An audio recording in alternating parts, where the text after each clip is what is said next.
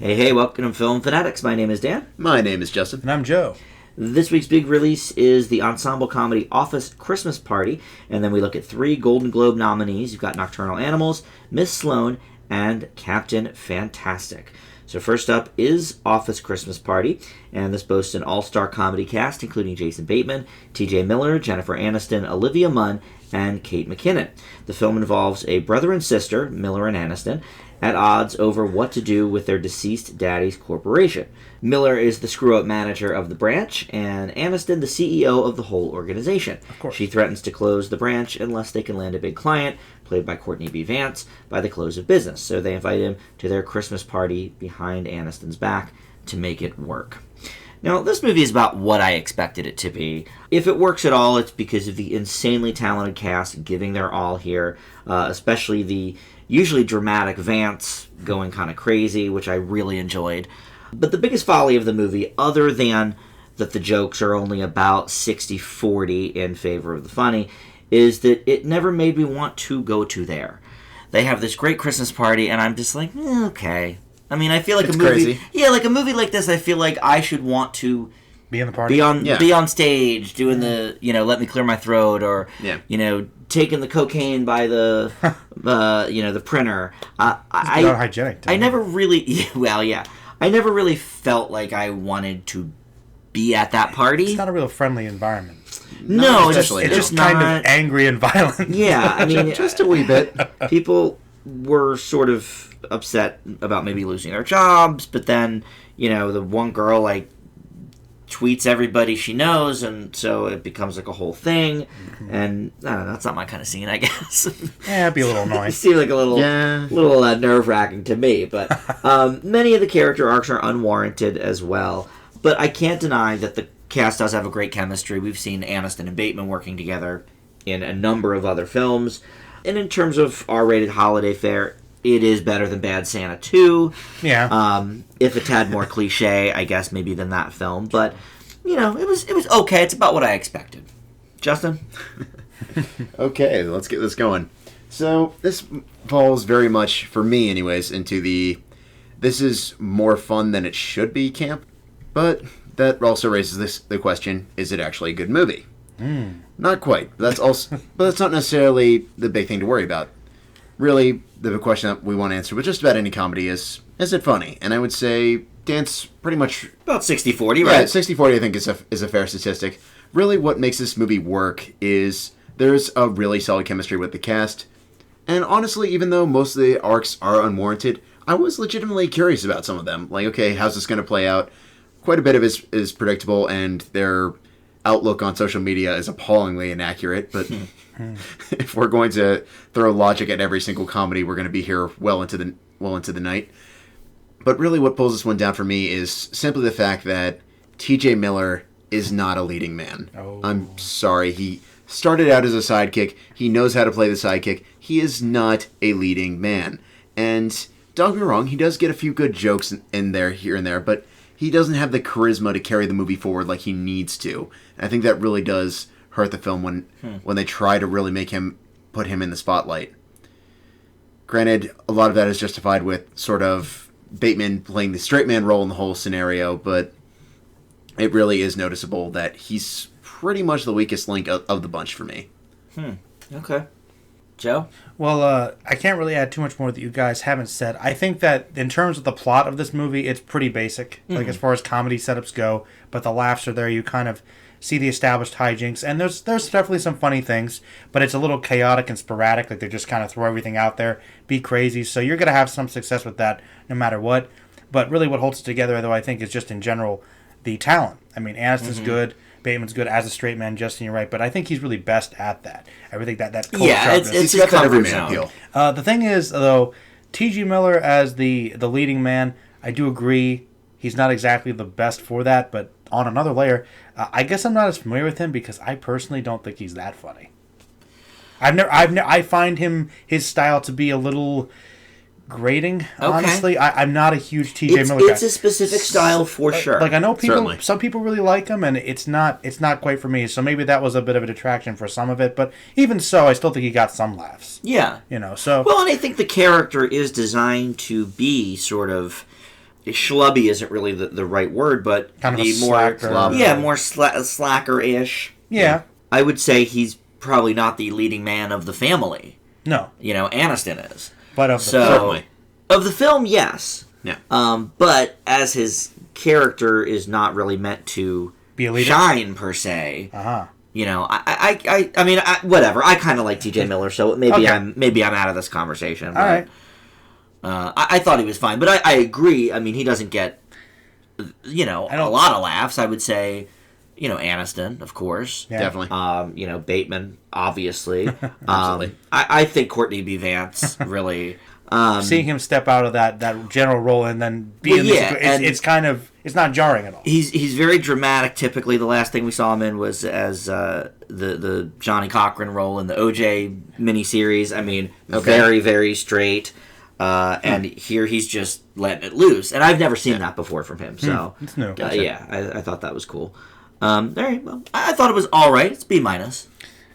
Justin? C+. I'm with Justin with this one. C+. Ooh, all right. Better than Bad Santa 2, though. Well, Bad We can all Santa agree. 2 was Bad Santa Rough. 2 is Bad Santa 2. it was rough. Yeah. All right, well, Justin, let's hear about Nocturnal Animals. Explain it to All me, Justin, please. Oh, man. Okay.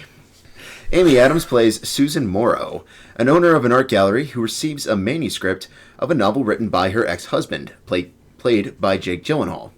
As she delves deeper into the disturbing piece of literature, Susan begins to wonder if there's a hidden message behind the text. There is. Michael Shannon and Aaron Taylor Johnson have supporting roles.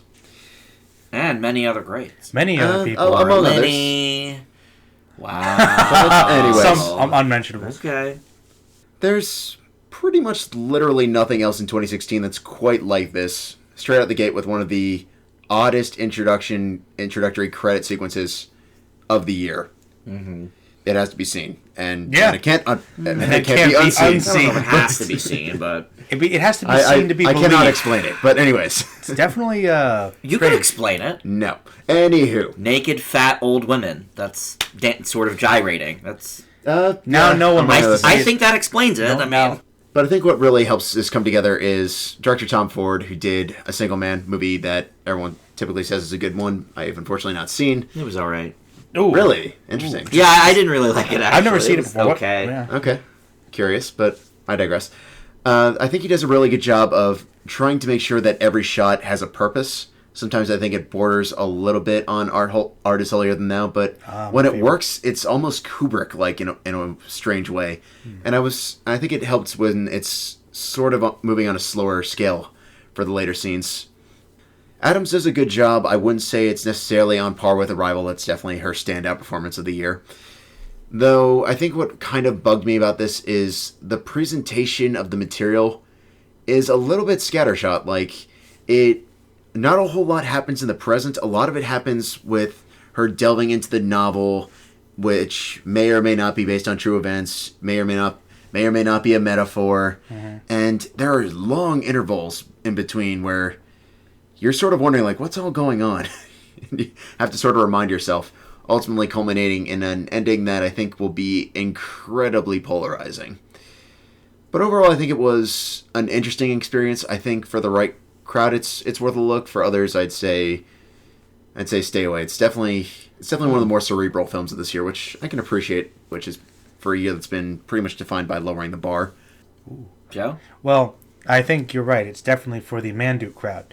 Please do continue, because you see, it's not the Lynch folk. It's not only cerebral; it is also surreal. It's a very strange movie that definitely heavily relies on atmosphere through use of music. And you are right, just some fantastic camera work where you're really supposed to believe that every shot has so much meaning. And I do agree that sometimes it does seem like maybe they're hanging on it just a little bit to show you how much talent how cool we have. this is, yeah. What does this mean? And, that is definitely open to the viewer. But I do agree that it does kind of all build up to an ending that I could see being polarizing. But I thought it was quite impactful. I had some emotional responses. I thought it was hard not to. I thought that the emotions conveyed not just through the editing and the camera work, but just through a lot of the performances. I mean, there's some real power, some real emotion, which I think is definitely the strength of the movie. The problem is, I think that it might be so metaphorical that the presentation of the actual events versus the the novel, you're kind of not entirely sure how to grasp onto that. It needed a bit more balance, I would argue. If it had been more balanced, maybe if there was a separation, I don't want to say flashback territory too much, but, certainly not. In this sense, maybe, but in this case, maybe it would have been a little better if it was more divided, as opposed to quite literally having the opening and then the bookend. Yeah, pretty much, yeah. Almost to connect a story that we don't really get to know. And this is the interesting thing. As much as I did like a lot of the events within the novel story, I kind of feel like this movie could have been shot the same way and conveyed the same way with a more streamlined story of what was really going on. It still could have been very strange, but you still would have known kind of what was going on. Yeah. As opposed to in a way, yeah. two very different stories that are connected, but also not really. Not really. I like the idea of kind of the vengeance through the novel, but I don't know how well it was done necessarily. But for the most part, I enjoyed it. It was very different. Well, I just saw this one. Good luck. About an hour ago. So I thought it'd be good. Not having as much time as you gentlemen to think over it. Dan, you have to think about it. I don't. Trust me. Well, and that's fine. Enemy. But really, I mean, this movie should be called Metaphorical Animals. The whole movie is Indeed. Metaphor after metaphor. We got it. You think? I think it's very pretentious. It's a little bit. I think it's good, but my problem with the movie is the cheerleaders. How it's executed, honestly. I think that we spend so much more time with the very interesting Gyllenhaal Shannon story within the story that I don't really feel like we necessarily appreciated the other side of it? Stuff, the Adams and the Army Hammer and the Certainly. The art gallery. It's like there are a lot of scenes from the Amy Adams portion that don't go anywhere because we don't spend enough time with her in the story. That's fair. And because of that, other than the very metaphorical stuff while she's reading the book, I just don't know if that was even all that necessary if you weren't going to go a little more in depth with that. Certainly, to take that out completely would make it a much more generic film. Certainly. So I can appreciate what he was going for, Ford, but as an execution, I don't know. Now, the acting from people that I don't typically enjoy was very good. I thought Aaron Taylor Johnson did a great job. I think his Golden Globe nomination is a little bit extreme, but all right. Michael Shannon, I thought, did a good job. Wow, that's happening more lately with you, Dan. I know he's like 50-50 now. Yeah. He used to be about like 10%, but he was good in 99 Homes and Zod. Yeah. He was. No, Zod. I didn't like him as Zod. Though. Yeah, I know he was Zod. I think a lot of it. But he was even good in The Night Before. Yeah, you know he did a always funny, back to The Night Before. Funny character there. It was a different. It worked. Role it worked. But look, I can see why Amy Adams championed to be nominated for Arrival over this. Certainly, Arrival is her movie. Yeah. Yes. I mean, this is not really. It's not. I don't even know. As I stated, I think we spend way, a lot more time with the Gyllenhaal stuff. Yeah. Than we do with the Adams stuff. I mean, now granted, in the Adams portion, she is by herself a lot. She does give, a good performance in that regard. In those scenes. Which are mostly just her. Which a lot of them are just her, because Armie Hammer, is sort of coming and going. Mm-hmm. Yeah. We see one scene at the art gallery after the opening credits. Yep. So, yeah, I don't think it's as... Let's stop and think about it as Enemy was, Joe. To use your Gyllenhaal example there. I can appreciate it for what it is. I don't think my grade will change that much upon reflection. And it's not a bad grade. I think there were a few missed opportunities with this movie. And I agree. Yeah. It definitely could have been better. I'll give you that one. Yeah.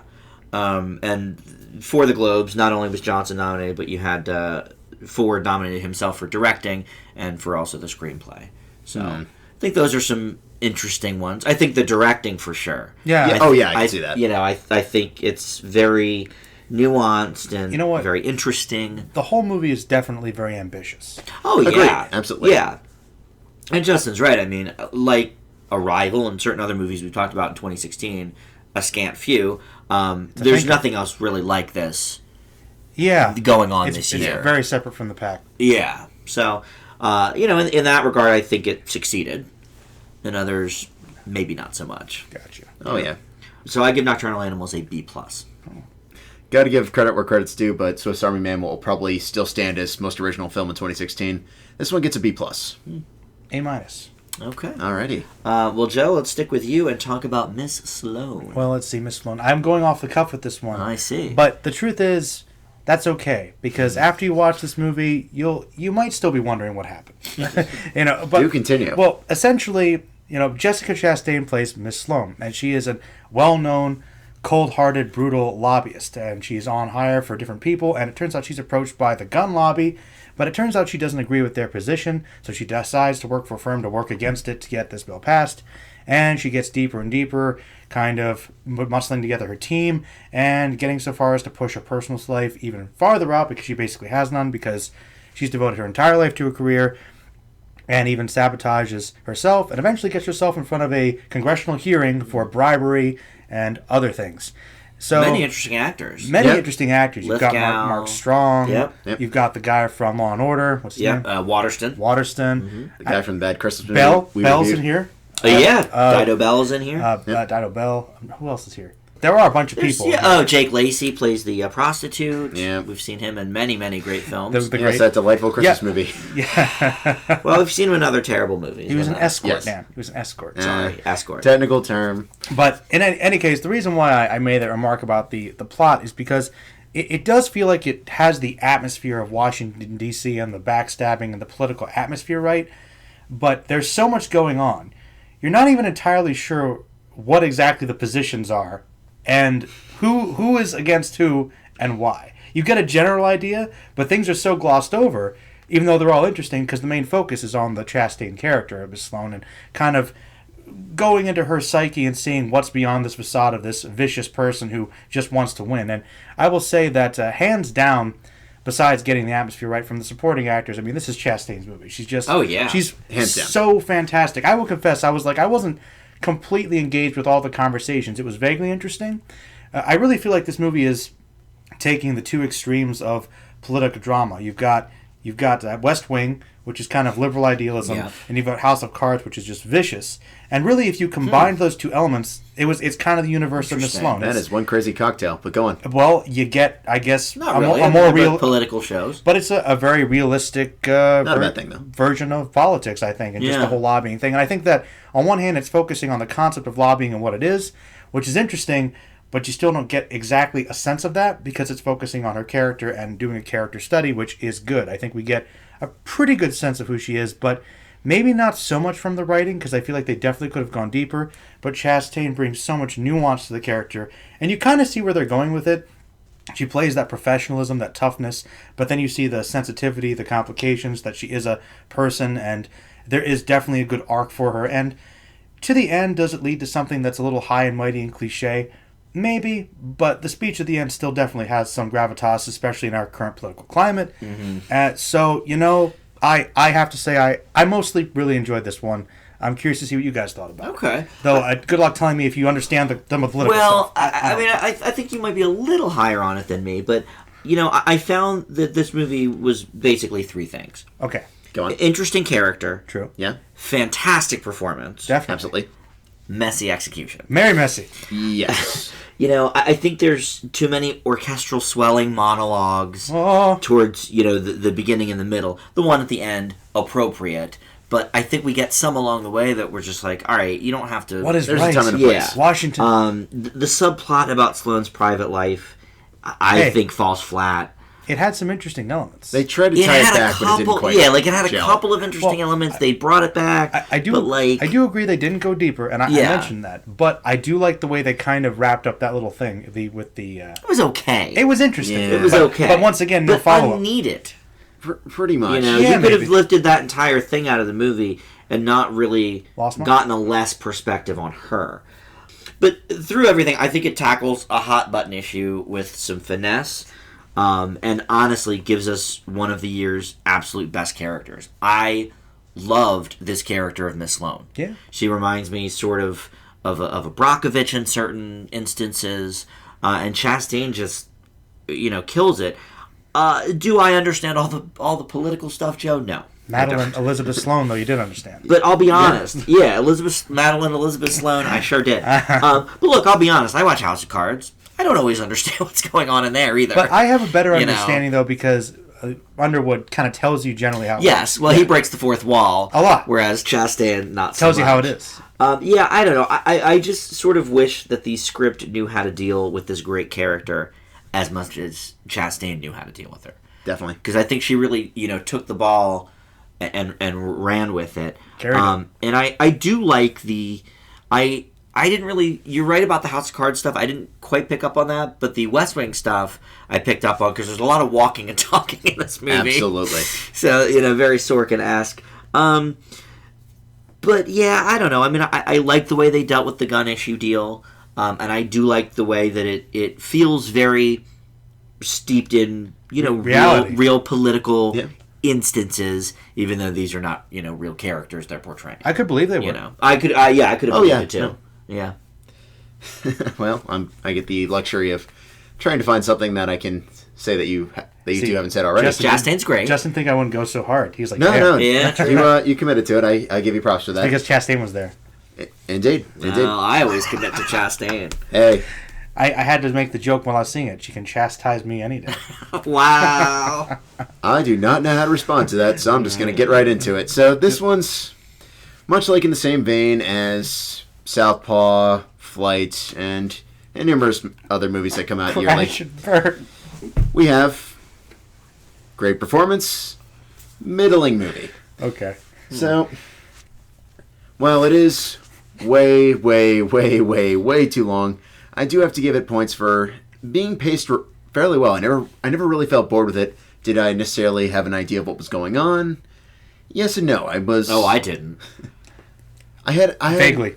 I would say up to like the 2/3 mark, I had a fairly good idea of what was going on. Then once we tried to circle back to the court hearing, that got complicated. It's until we got to CIA android crickets.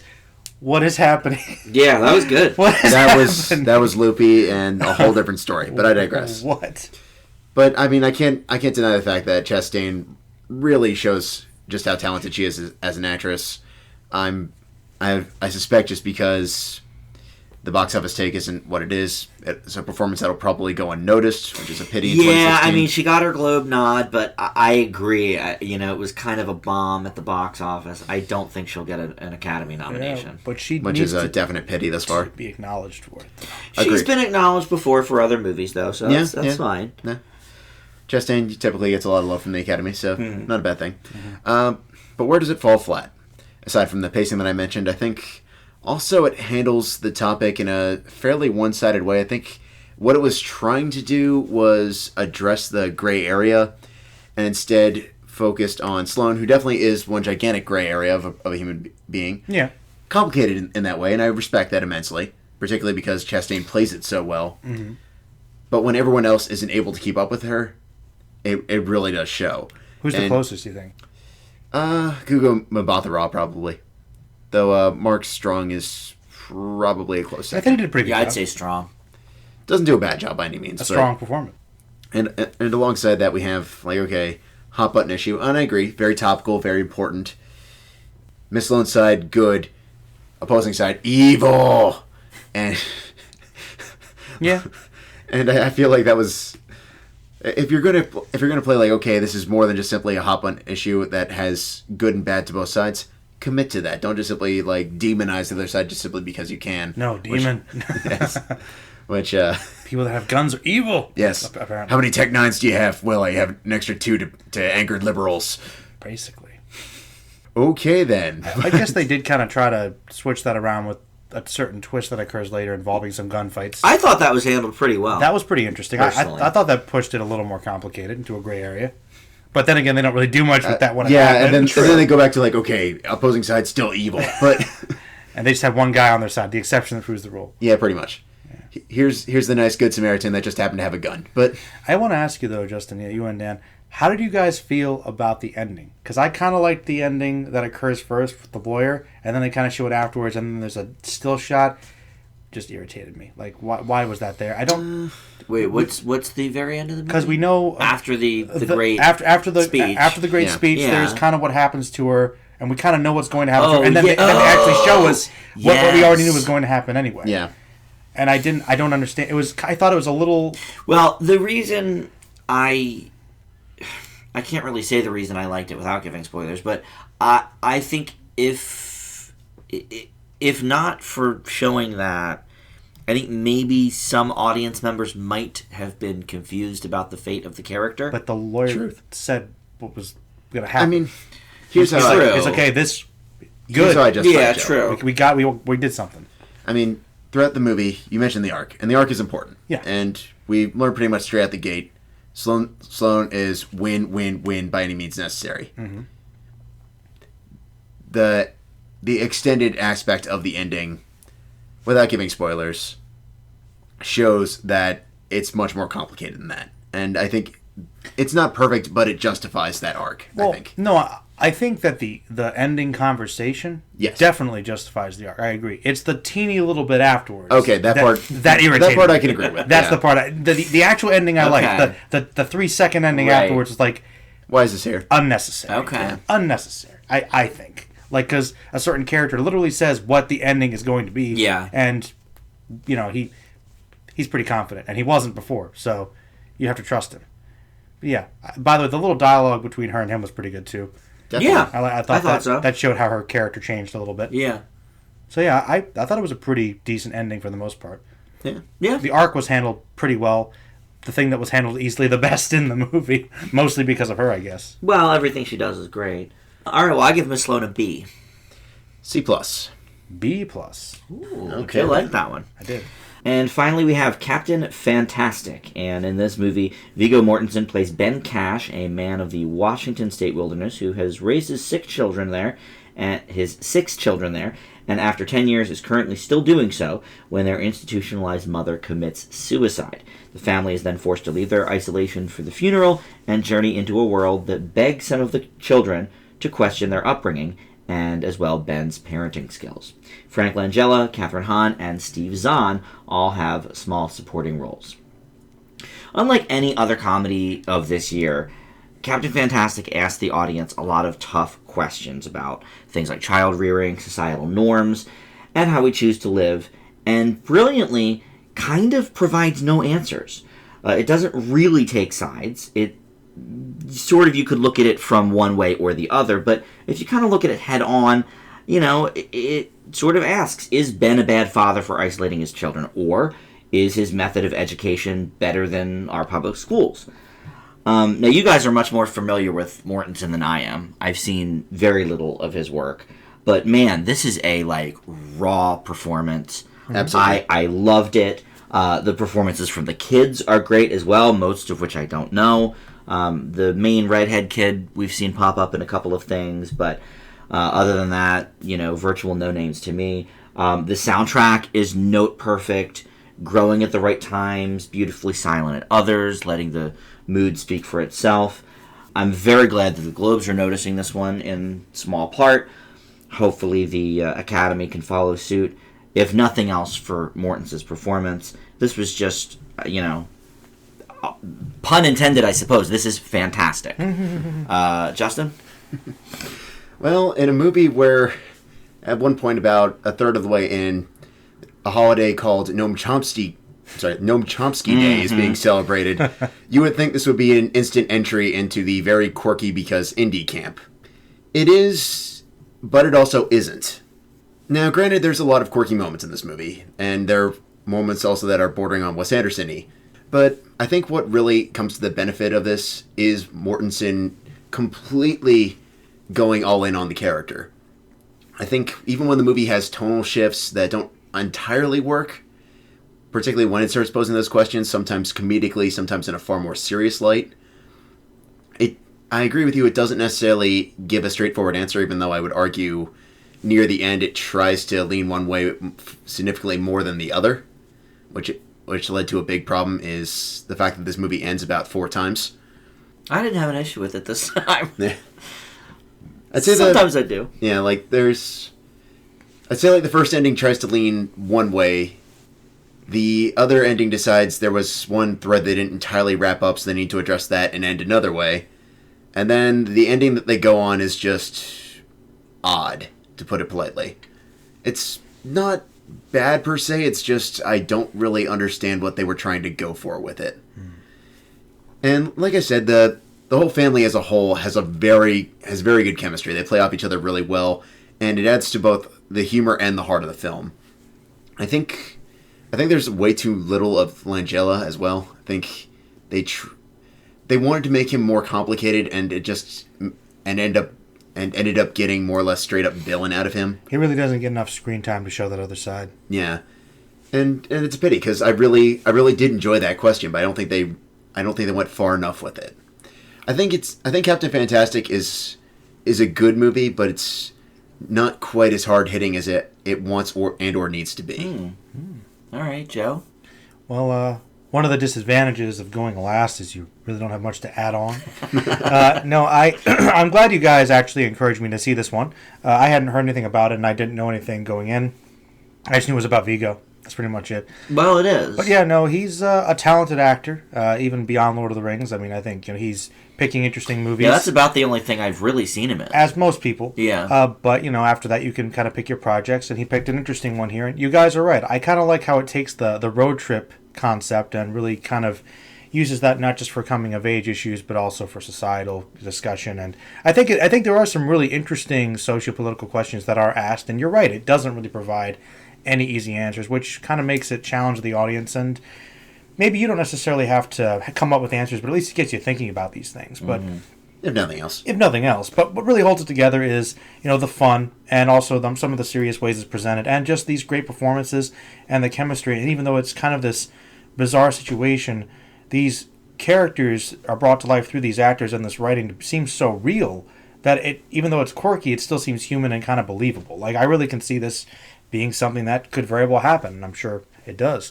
And I thought that's what kind of impressed me the most, is that it never gets too quirky that it kind of sucked it out of possibility for me. I thought it was pretty grounded for the most part, which really surprised me. But yeah, I can't agree, Justin, that it's super quirky as compared to a lot of these other... Oh, no. It could have been a lot more quirky, but there's definitely quirky moments. Well, there are, but it's because of the characters. It's not because of how it's shot, like a Wes Anderson movie. Or you could even say, The Wilderness. Yeah, that's that I brought to the DVD show. Or The Wilder People, rather. That was, you got chapter breaks, and, those are quirky because of how they're shot, or a Baumbach movie. Right. This is, if quirky at all, because of the characters surrounding the film. Yeah. Not because of stylistic choices from the director. Walking on that very, very thin line, but... Yeah, I could see it, though. It could easily have turned over with a couple cool shots. And easily. I could just hear the indie soundtrack. Just if it had been changed a little bit, it would have stood out much more. Like the heist that happens later on in the movie borders on very quirky because indie. I kind of liked that. No, it was fun. It was just still that, like... There was some quirk. How quirky is too quirky for indie? It's true. And also, Star Trek. Always good, makes its way in there. Trek. Guns N' Roses. Catherine Hahn. I mean, there's many things. Many things that are good. Not that much Hahn in this, though.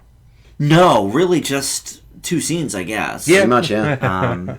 Which, sometimes that is her MO. I mean, some movies she's in a lot, and some just more cameo-esque.